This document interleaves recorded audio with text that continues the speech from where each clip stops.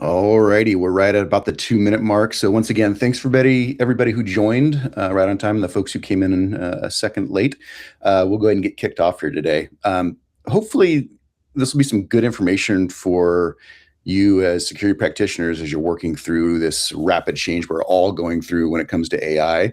What we're focusing on today is really that citizen developer, which is an interesting thing, right? I mean, I think even as you look at it today, you can spin up Claude code and like go and just write some tool to do something. I mean, my dad actually was talking to me about it the other day. I'm like, Dad, please don't use Claude code to go build some weird tool. So we're in this situation, I think, with a lot of organizations where you're in that same boat of internal folks are finding ways to use AI to their benefit, perhaps, but also potentially to increase security risk within organizations, right? So we want to talk about that a little bit today and talk about some strategies from SALT's perspective you can have to mitigate some of those risks as well. So again, hopefully in the next 30 minutes, you'll get some good info in this. Feel free as you're thinking through things we talk about, there is a Q&A panel. Pop any kind of questions you might have in that Q&A panel. I can get to them as I have time, more than likely at the end of the session today. But let's go ahead and get started. Again, my name is Eric Schwacke.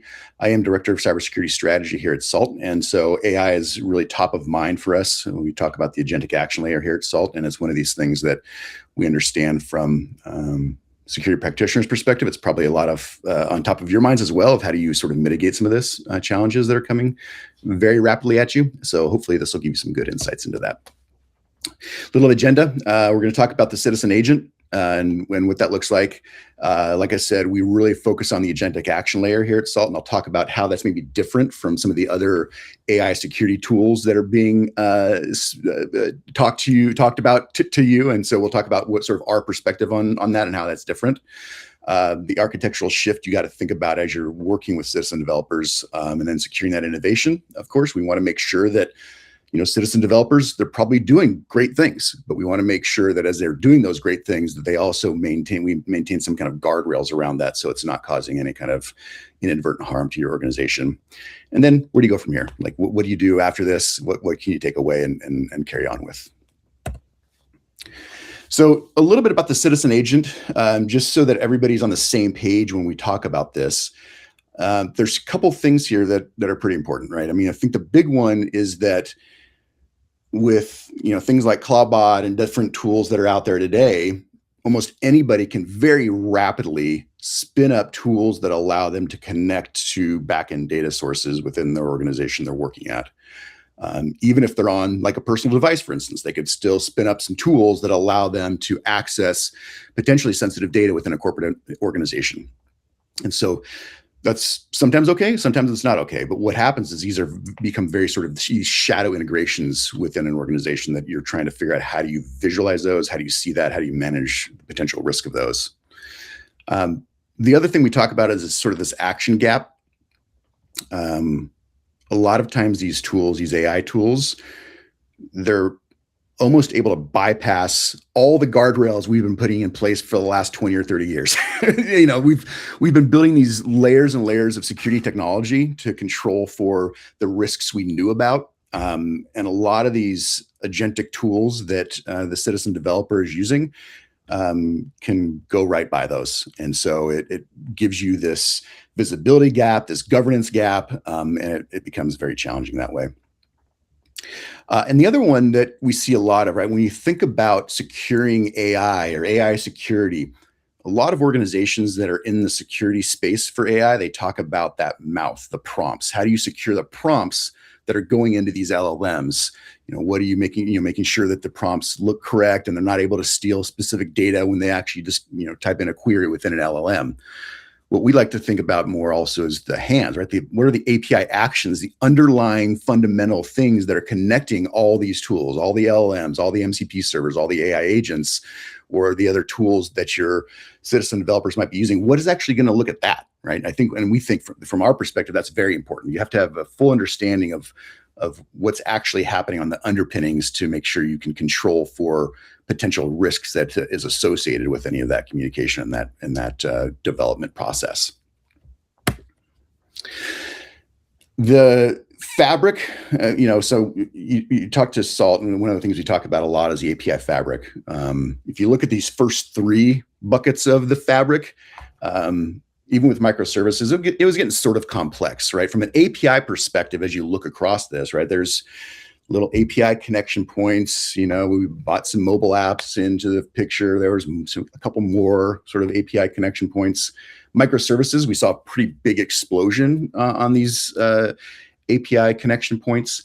But as you see, of course, with AI coming into play, it's just this overwhelming number of these API connections that need to be visualized in some manner or another. Vast majority are fine, right? If you think about it, and even back in the microservices days and everything else, a lot of those connections are just fine. There's no risk in inherently associated with those. But for some of them, there definitely is risk, right? Are they connecting to the correct data? Do they have the appropriate access controls around the data they're accessing? Are they coded in such a way that they meet governance or compliance regulations within your organization, right? So all these different things you've got to think about.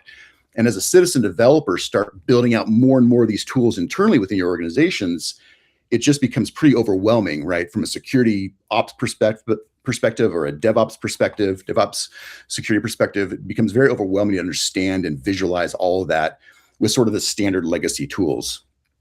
That quote we like to talk about with Gartner, right? The 2028 number there, 80% of organizations are going to have some kind of AI agent consumption. So if you're not looking at this as a problem today in your organization, more than likely down the line you will. Even 6 months ago, it was, you'd go and I would talk to folks and they would say, oh, we're doing a little bit. We got a little bit of Copilot, but we're not doing a whole lot. But now I'm talking to folks who have these massive AI projects and they've been told, from the executive level on down, we've got to do this, which okay, that makes sense. But also from a security perspective, we want to make sure that as you do these projects and as you bring in the citizen developer pool that's working on these projects, that you still have some security controls around that, right? We just don't want to go haywire here and let everything access whatever it wants. We don't want to make sure that as these tools explode and the number of API connections within them explodes, that we also have some kind of control and security around that as well. A lot of times we think about from this perspective of like, okay, cool. I have this massive security stack. As we talked about, we've all been building security stacks for 20, 30 years. And we've built new stuff's come along and you think, I've got tools that can handle this, right? I mean, why can't the tools I have today mitigate all these risks that are coming from these citizen developers? One of the big ones, of course, is identity. And we're seeing more on the non-human identity side. But even with those, a lot of it's around sort of what does this account do? Or what is this particular, agent doing within my organization, perhaps? But a lot of the times from a citizen built perspective, it's not really looking at all the intent behind these connections and these communications, right? So the intent of what that citizen built agent is doing is not clear necessarily with your traditional identity solutions, right? So there's a gap there. From a logic perspective, if you think about WAFs or API gateways or any of those traditional sort of tools, they're okay at catching things they know about. They can look at what you're doing and they can say, oh, okay, based on some known criteria or some known set of definitions, we're able to see some of these potential risks within this AI world. But what they really miss here a lot of the times is that low and slow. So they're not able to see these low and slow types of attacks that if some citizen developer writes his API or a set of APIs that has some kind of potential vulnerability or some potential risk, and the attacker sees that and can over time in a very sort of slow and low fashion take advantage or exploit that, your traditional gateway or WAF is not going to have any visibility into that at all. Because all they're looking at is sort of these static sets of definitions. And because they're more on that legacy approach, they really can't even scale up, and they're not seeing a lot of that internal traffic either. We'll talk about that in a second, but they're not really seeing a lot of that east-west internal traffic. They're really at that edge layer. So not only do they not see the low and slow, but they're really only seeing the stuff that maybe gets to the north-south type of traffic. And then the other one is, of course, is like I said, there's a lot of prompt guardrails or prompt security type solutions that are out there on the market today. If you look at sort of the AI security tools that exist, there's hundreds of them. I mean, if you look at that, but primarily a lot of them are focusing around that prompt. They're saying, if someone types this into ChatGPT and it's outside the bounds of what we should allow, can we sort of provide security around that? For SALT, we're looking again at the underpinnings of how these things all talk to each other. If you think about MCP servers, if you think about LLMs, and you think about AI agents that are being developed and utilized by your citizen developers, that underlying traffic is all API traffic, which is what we've been doing for, since 2016. We are super strong in the API world.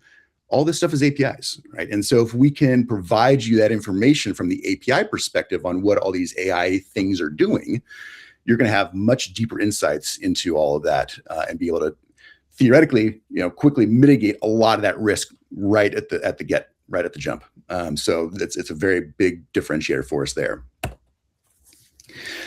This is an interesting view. Like if you think about the old school development methodology prior to where we're living today, right? If you think about this pre-AI agent communication, a lot of traffic was internal to an organization.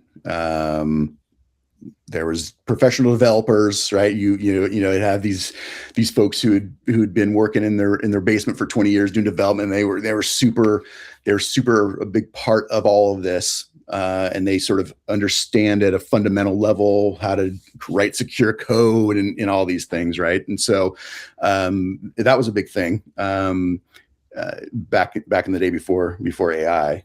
And the other thing we saw back, a couple of years ago at this point, it seems like it's going so fast, I don't even know how to keep up. But even just a couple of years ago, a lot of the traffic patterns, it was only about 30 or so % was that internal east-west traffic, because again, it was very sort of cordoned off. There was a lot of guardrails. There was a lot of security controls as part of this world before AI got spun up. So we all know this world. That's where we were living, 1 or 2 years ago, honestly, from being able to secure traffic within our organizations and secure applications and secure development.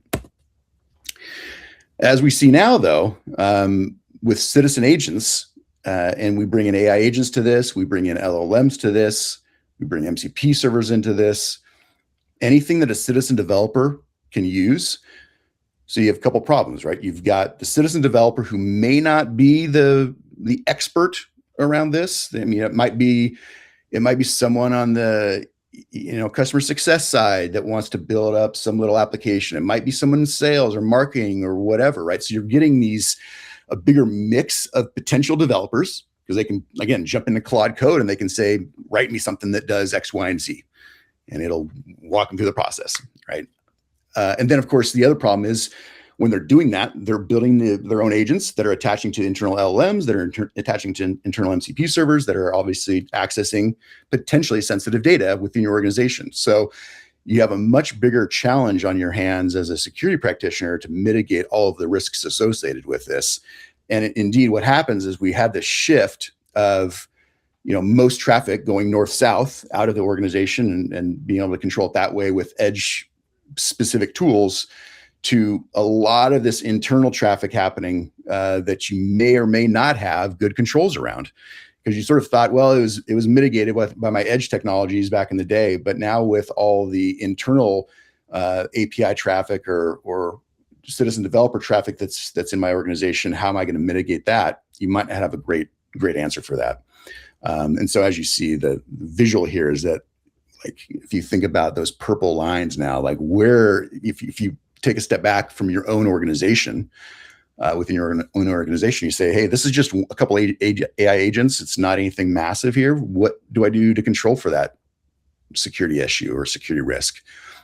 You may not have a good answer. And so we'll talk about sort of how we think through that and provide some of that capability from the SALT perspective. The big thing is, of course, like I said, a customer success person might want to build up some kind of AI tool. A salesperson might want to do it, or there might be good reasons to utilize AI quite extensively to help create code, create APIs, all these different things. And so you don't want to stifle that, right? As I said, many of you probably have or are designing plans currently for what are you going to do with AI in your organization, right? So you don't want to stifle creativity or innovation within your organization, but you want to make sure that you can still secure it, right? We don't want to provide full reign to these things, and then, oh geez, 3 months down the line, someone figured out some little authentication issue with an API that was developed by a citizen developer, and they stole, thousands of credit card numbers or whatever it is, right? So there's a few things that are important in this perspective, right? I mean, the first, of course, is that discovery and understanding from as deep a level as possible the overall landscape within your particular environment from an AI perspective. Do you know all the MCP servers? Do you know all the API connections that are powering these new tools that are being designed? You also want to build out some governance around that. The big thing when we talk to organizations that are really getting into AI and AI projects, again, is this lack of visibility, so lack of clarity, which has been the bane of security's existence forever, right? The less clarity you have in what's happening, the less secure your organization is going to be. So getting over that hurdle of this discovery, this visibility is a key part of that. And then once you have that, then you can start building out some governance tools around that. These guardrails that allow you to make sure that everything that's happening should be allowed in some method or another. But if it goes outside those guardrails, let's rein it back in, right? Let's not expose things inadvertently within our organization. And then we want to make sure that teams can use tools. So we don't want to say, hey, sorry, you're not going to be able to use Claude, you're not going to be able to use Copilot, we don't want to say that, because more than likely that'll probably get shot down, right? I mean, if you're going to completely say those tools are denied, it may not be something you can get away with, especially as we go forward in the future. I think more and more companies are going to sort of not force that, but heavily lean in on those tools. But make sure it's safe. So as you're using these tools, make sure that whatever your development team or whatever potential citizen developers might use internally, that you have as a security team some kind of way to make that as safe as possible. So those are some big things that obviously we want to make sure we think about as we're working through all these challenges. All right. So how do you do this from the SALT perspective? What does it look like in practical terms? So firstly, there's a few key use cases that we like to talk about, and we'll go into a little depth on these, right? So the first, again, is that discovery. Obviously, discovery allows us to, at a very high level, start reducing the attack surface. So anything that's been newly designed or whatever else, we'll very quickly be able to see that, and also creating a unified inventory around all this. So having one place that you as security teams can go and say, okay, cool, I can go here within SALT and I can see all my APIs, whether they're AI, whether they're MCP, whether they're my standard APIs, I can see it all, and I can get a very easy to understand visualization of how these all interact with each other. Then it's about the governance. Again, to make sure that everything that is being developed stays within your organizational frameworks and regulatory needs or any other security controls you might have. That visibility allows you to then govern and create posture compliance rules around that. So we want to make sure that that's easy for you to implement within your organization. And then data security, right? As these citizen developers are saying, hey, I want to build this tool, but it's going to access my, customer list, or it's going to access, some other PII information, or it's going to access financial data, whatever it's going to access. Can you see that? And can you control for that? Because that's a super important thing, right? You might not want the sales guy's tool accessing financial data. So do you have a way to mitigate and visualize that and prevent that from happening if need be? And then on the protection side, this is sort of where it gets down to the brass tacks of things, right? If governance is great, discovery is great, but as we all know in the security world, nothing is ever 100% effective when you're developing code or doing anything else. Attackers are going to find a way to do whatever they want to do to try and steal data, right? So like I said, we've been doing API security at Salt for since 2016. And we really focused initially around this and these behavioral based attacks using our intent engine. And again, the intent of the attacker is very important to understand we don't use, it's not signature based. It's understanding what the attacker is doing with that citizen developed API or that citizen developed tool to do nefarious things within your organization. And so our tools can help you do that. And then of course, identifying the AI risk, right? Understanding, okay, this AI tool is spun up, it's using these APIs. We can visualize all that within our dashboard and very quickly allow you to see any potential issues that are existing within that citizen developed world.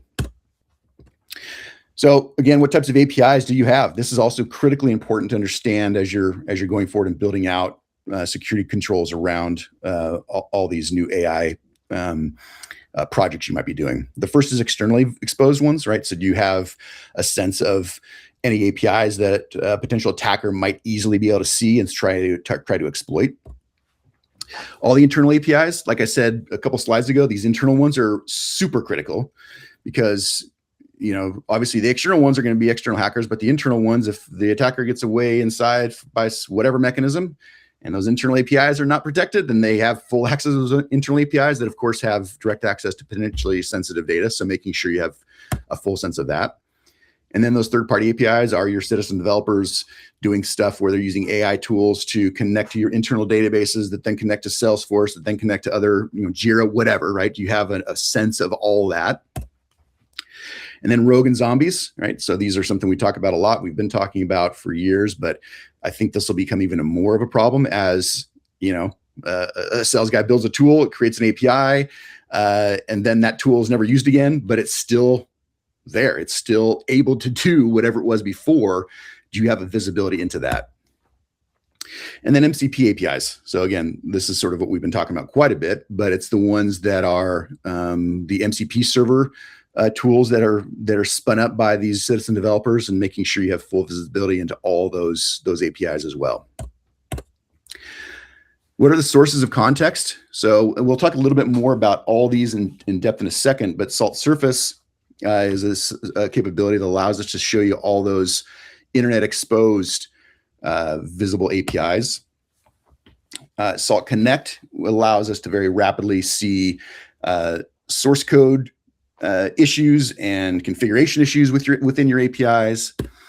And then Salt Collect, again, is that live traffic, right? So making sure that you have full visibility in all the live API traffic that's within your organization is also super important to making sure that, again, you have it locked down. You're not going to have any kind of unforeseen issues down the road as these citizen developers are doing their work. So this is an interesting one, right? Because I mean, it's sort of, if you tie it back to the innovation side, the handcuffs, you don't want to lock it down completely, but you need to have, as security folks, a way to, as much as possible, mitigate any kind of potential risk. So with the protection capabilities, with protecting MCP servers, this is about monitoring, and we call it sort of that hands, right? Again, there's the brain analogy, that's your LLM, and the hands are actually what takes action and what's doing stuff around the AI world. So making sure there's that real-time monitoring around the MCP capabilities within an organization. We're not going to lock it down. We're not going to completely ban it from happening, but we want to make sure there's that at least that monitoring at a high level to understand what's happening there. We talked about this already before, but the behavioral analysis of all this is super important. So determining when agents are talking to MCP servers or backend data systems, are the capabilities they're using to do that authorized within your organization or not? And then again, because most tools out there are really thinking about either they're like an API gateway or a WAF, so they're at the edge and they're really not even focused on this, or whether they're a tool that's looking at the prompts that someone types into an LLM, they're not really looking at this either, right? So you need a way to make sure that any kind of API calls associated within your AI projects that might be spun up by these types of developers is being analyzed and being, you have ways to control and block for that. And then also, of course, with policies. So Do you have a way to visualize and see if there is inadvertent or malicious leakage of data, or AI poisoning type things, or whatever else that's happening, from an agent perspective? And then if you can see that, that's great. But then you have ways to very rapidly create policies around that to limit that risk going forward. More than likely, what we usually talk to people about with an automated policy controls is that they say, well, you're the experts within your organization. You understand sort of where the critical sources of data are, what should and shouldn't be accessing, and those sorts of things. But do you have an automated and easy way to create those policies to make sure that you're able to control for potential risks these AI tools might be incurring as they try and access that kind of information? And so that's where we want to focus on the policy creation, and make it as easy for your security teams to implement those policies as possible. All right, so sorry about the build there. So we have a couple of things that we talk about from a context approach. The first is SALT surface. And like I said, this is that initial view that we can get into your organization. It's essentially a no-touch approach that allows us to see, like from an attacker's perspective, if they're looking at xyz.com organization, what can they see as a potential way into that organization? Are there AI APIs that are developed that are out on GitHub or somewhere else that they can exploit with some vulnerabilities or whatever else to potentially get into your organization? Or are there APIs, maybe you have some API gateways in-house, but they're not being routed appropriately through those API gateways. We can show you that and figure out why that's happening. But this is really instant visibility for your teams to understand what that looks like from an attacker's perspective. It's a really nice, easy way to start getting that sense of how much potential risk you have. The other one is SALT Connect. This is sort of an agentless approach to start getting some of that AI-specific traffic and that AI-specific information within your organization. As you see, we have these connectors for a wide variety of different cloud-based solutions you may be using today, whether it's Azure, GitHub, GCP. As you saw, because it wasn't appropriately put in the animation. GitHub, not GitHub, but Databricks. We just announced a Databricks connector. So what this allows you to do is, with very minimal disruption to your organization, you can attach to these sources of data that hold API traffic and start getting that visualization of what it looks like within your organization. This is really nice because in general, when deploying API security tools in the past, you had to start with deploying sensors, right? You had to start deploying code, which can be more cumbersome than what we're doing with Connect, where it's within minutes. You're actually going to start seeing within your AWS environment or whatever, all those APIs. And if there are citizen developers using those, you'll start seeing that. You'll start seeing the flagging around what those all look like for you. And then you can start, of course, taking action on those with governance rules. Then we go to SALT Collect. And this is where we actually deploy out-of-band traffic collectors across your entire organization. This is important because as you go down this path of least resistance, right? SALT surface is very low, no resistance. SALT Connect, very lightweight. SALT Collect is a little more because, again, we're deploying code within your organization. But what this gives you is much more finely grained visibility into exactly what's happening with all your citizen developers. Because we have an eBPF sensor, you can see all the encrypted traffic that's happening within those APIs. So you know exactly, where all the traffic's flowing between internally, externally, all of that kind of stuff, right? And so this is definitely the way that many organizations flow, is they do the surface connect, and then they get to collect, and they start seeing, oh geez, we have a big problem here, or whatever it is, and we can start sort of locking that down with SALT Protect. And SALT Protect, of course, is where we start looking at, with our intent engines, all the potential attackers that might be going after your organization, to block them basically in real time with the various integrations we have.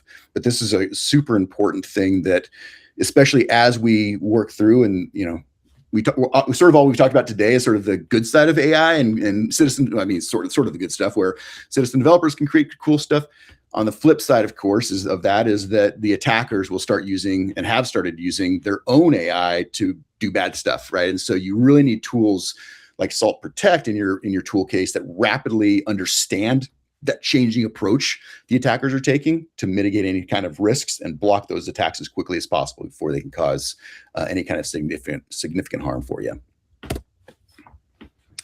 And then I want to do a little teaser, right? I mean, the great thing about Salt is that we are a company that rapidly develops new tools, rapidly innovates. We have an amazing engineering team on the back end that literally seems like every week, every couple weeks, there's some new really cool tools that are in pipeline that allow us to do even better stuff to secure the world that we're living in. Of course, like I said, AI is where it's at, right? So one of the things that we talk about is this agentic SDLC, right? So as we talk about citizen developers, they're using these tools more and more. So with this new capability that's coming out fairly shortly, you're going to have the IDE analysis. So be able to see within, Cursor or Windsurf or whatever, patterns of potentially malicious issue or risky issues with misconfigurations or whatnot. You can do proactive governance around these things, right? So as you're looking through and users are using GitHub and Copilot, Claude Code, whatever else, you'll be able to see that you can validate in real time that these things are being developed in a way that applies to your particular security needs. So that, again, let's minimize the risk as much as possible down the road before these APIs or whatever else go into production or being used in the real world. And so this allows us that ability to start making sure that at the very earliest stages of that citizen developer building things, we're going to be able to provide those guardrails around that. And then, of course, the pipeline enforcement. So making sure that code reviews are happening, they commit, during commit, they apply all your governance standards internally, your MCP servers are created in an appropriate way in GitHub, all that kind of stuff, right? So this is really important. And the other really cool thing that we're doing here is that we have the ability to tie all these into MCP server configurations, right? So even if you're not seeing a tool that your developers might be using today with MCP servers, it allows us to connect all of this together and then provide those guardrails around what you're doing today.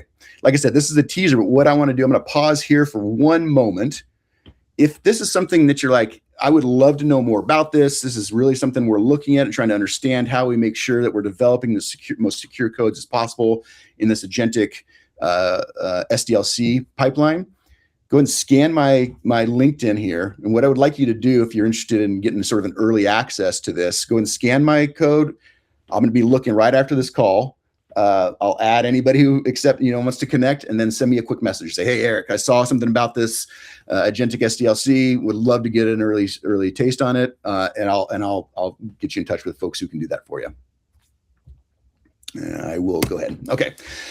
Now, a couple things, and I will finish up here. So again, why partner with Salt? These are going to be just more broad things, right? I think from a Salt perspective, like I said, we've been doing this since 2016, and we've rapidly developed and rapidly changed to the market as the market demands.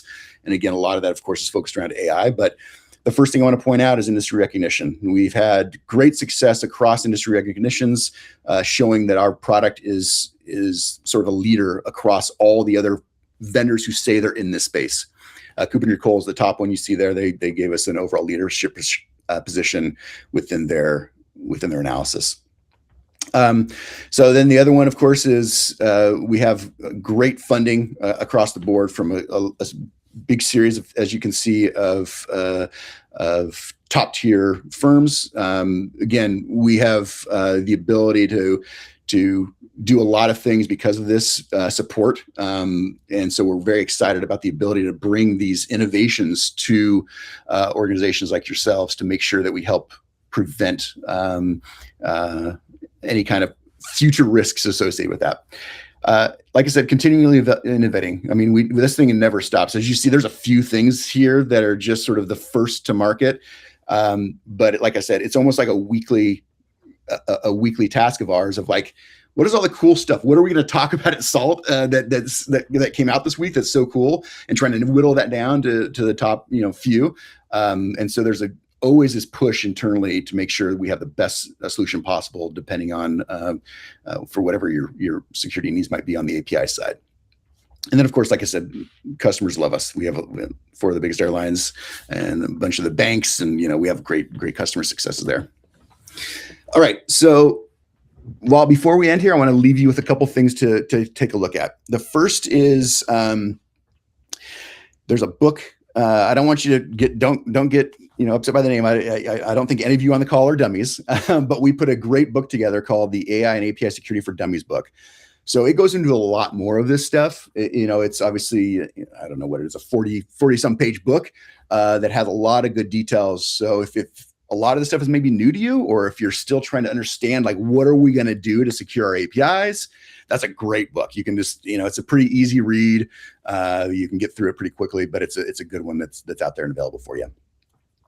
If you are even more excited and you're like, geez, Eric really blew my mind here today, and you actually want to see us do what we can do, right? If you want to see the ability to show those AI tools and to get the visibility into that and figure out how are you going to create the governance around that, and what you're going to do from an intent perspective to mitigate threats that are coming after your organization.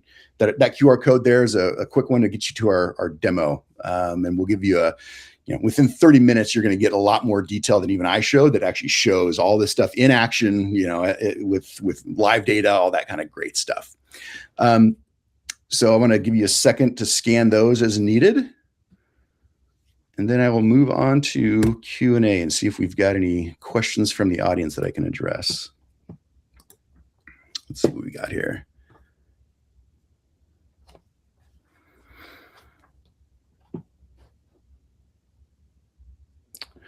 Let's see here. All right, I got a question here. It says, how long does it actually take to start getting this visibility that I mentioned, the AI visibility, API visibility?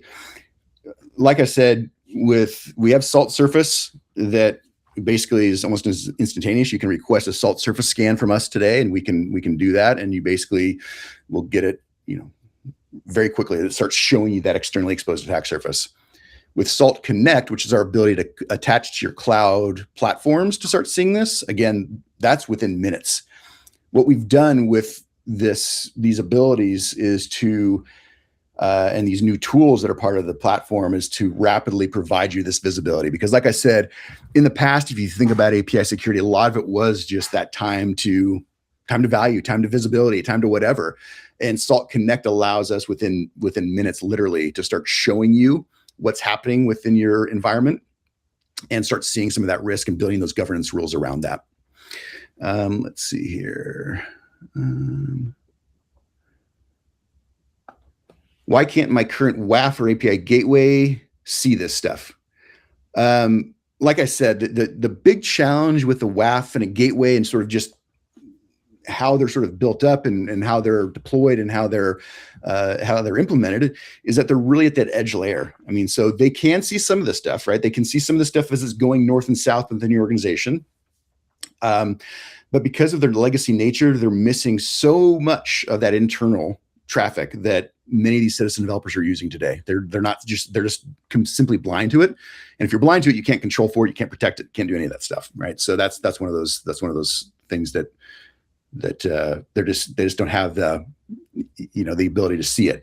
Now, having said that, I mean, I think you can deploy API gateways internally and everything else, but again, there's still the challenge of them not being necessarily focused around the AI side of it, and understanding sort of that intricacy around how AI agents work within MCP servers and LLMs, and understanding the API traffic itself. Okay, and then there's I think maybe one more, and then we'll cut it short here. If a sales guy runs a MCP server on his laptop, connects to an LLM database, can you actually see that, or is it just invisible? No, like I said, if you're on if I'm connected on my personal laptop, I can maybe spin up an MCP server. I can spin up some AI tools on my personal laptop. But as soon as I try and pop into that database that's internal to my organization, there's APIs that are happening there. So all that traffic is API traffic. Or let's say they're connecting to your AWS environment. That's API traffic, right? And if we have Salt Connect in there, we will see as soon as those APIs start trying to communicate with that AWS or with the internal data sources or whatever else, we'll see those API calls, we'll flag them and then be able to lock them down and provide governance around that, or just prevent it entirely, right? If it's something that shouldn't be happening, we can make sure that it just doesn't happen at all. So yeah, we can definitely see that. And that's a big differentiator for us, is that we have that ability to see, regardless of how anyone is developing tools within the AI world, because we have that API centric visibility, we can see all that and mitigate for that. Okay, so I think that that wraps it up. Again, I wanted to thank everybody for your time today. Let me go back to this slide again. If you want to take a look at the dummies book, feel free, scan our QR code there. And then again, I hope I piqued some interest here. And if you actually want to see one of our amazing sales engineers actually run through this in real time for you, let's get you set up for a demo. It'll take less than 30 minutes. You'll be sort of mind blown on what we can actually see from an API perspective within the AI world, as it were. All right, and I think that's all for me. Thanks for everybody's time today. Bye-bye.